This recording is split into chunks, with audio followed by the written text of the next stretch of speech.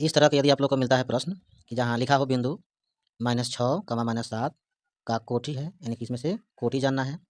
इस प्रश्न में हमको भुज जानना है। क्वेश्चन नंबर 3 में कहता है कि किस पाद में है, यानी कि कौन से भाग में है, ये जानना है। या इस प्रश्न में पूछता है कि x का नियामक कौन सा है। इसमें पूछता है कि किस चतुर्थांश में है। इस तरह का यदि मिलता है आपको प्रश्न, तो बनाने के लिए सबसे पहले एक नंबर देखते हैं हम कि बिंदु -6 और -7 का कोटि। कोटि की जहाँ तक बात है, -6, -7, पहले वाला को बोलते हैं x। ये x का मान होता है और ये y का मान होता है। x को बोलते हैं भुज और y को बोलते हैं कोटि। तो अगर आपको भुज पूछता है कि भुज का मान बताइए, तो x वाला को भुज बोल देंगे, यानी -6 हो गया। अगर पूछता है कोटि, तो कोटि में हम y का मान लिख देंगे, तो -7 हो गया। यानी कि जब भी कहेगा कोटि तो समझ जाइए कि y का मान है, y का मान हमसे पूछ रहा है। और जब भुज पूछे तो x वाला का मान लिख देंगे हम। तो कोटि में यहाँ -7 हो गया, भुज में यहाँ -12 हो गया।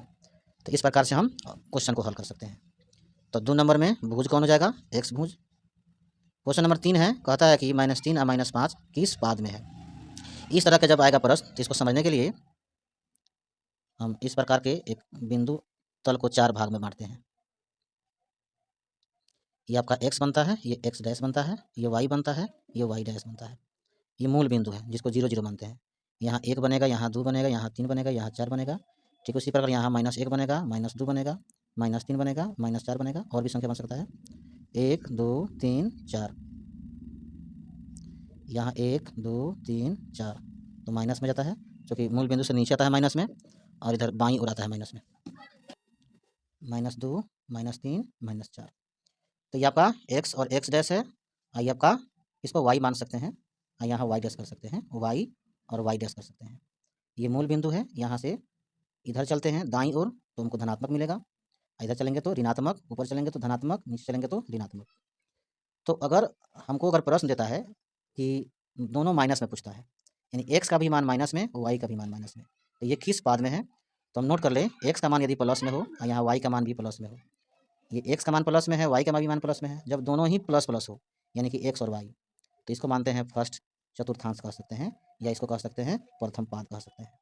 x का मान यदि माइनस में हो, ये x है तो माइनस में हो गया, और y का मान यदि प्लस में हो, यानी कि एक्स वाई। एक्स का मान अगर माइनस में हो, वाई का मान अगर प्लस में हो, तो इसको मानेंगे हम सेकंड चतुर्थांश में। अगर दोनों ही माइनस में हो, या देखते हैं कि एक्स का भी मान माइनस में है, वाई का भी मान माइनस में है, दोनों ही माइनस में हो, तो इसको मान सकते हैं हम थर्ड में। एक्स हो अगर प्लस में और वाई हो, एक्स प्लस में वाई माइनस में, तो इसको फोर्थ मानते हैं। तो हमारा यहाँ प्रश्न है दोनों ही माइनस में है, तो दोनों माइनस वाला कहाँ जाता है, थर्ड में जाता है। तो यहाँ हम लिख सकते हैं कि -6, -5 बराबर तीसरे चतुर्थांश, या ये भी लिख सकते हैं तीसरे पाद में स्थित है। दोनों माइनस में रहेगा तो चल जाएगा आपका थर्ड में चल जाता है। अगला क्वेश्चन है 4 नंबर में, 6 और -5 का x नियामक। x नियामक का मतलब x का मान, यहाँ 6 हो जाएगा, तो x का मान हो जाएगा 6 हो गया। y नियामक पूछता तो हम -5 लिख लेते। बिंदु 4 -3 किस चतुर्थांश में है, यानी कि x प्लस में है, y माइनस में है, x प्लस में और y माइनस में। x प्लस वाला, क्योंकि पहले वाला को x बोलते हैं, x प्लस में y माइनस में कहाँ जाएगा, फोर्थ में जाएगा, तो इसका क्या आंसर हो जाएगा, चौथा चतुर्थांश। तो जब भी आपको इस तरह के प्रश्न मिले, तो आप इसी प्रकार बना करके समझ सकते हैं कि कौन सा अंक कहाँ जाएगा। हालांकि अगर दे दे कि 0 0 कहाँ है, तो 0 0 मूल बिंदु पर होता है। आप समझेंगे कि 4 3 2 1, तो यहाँ 0 आएगा। इधर से भी आते हैं -4 -3 -2 -1, तो फिर यहाँ भी 0 आएगा। एक्स का भी 0 आता है और वाई का भी 0, तो ये 0 0 होता है।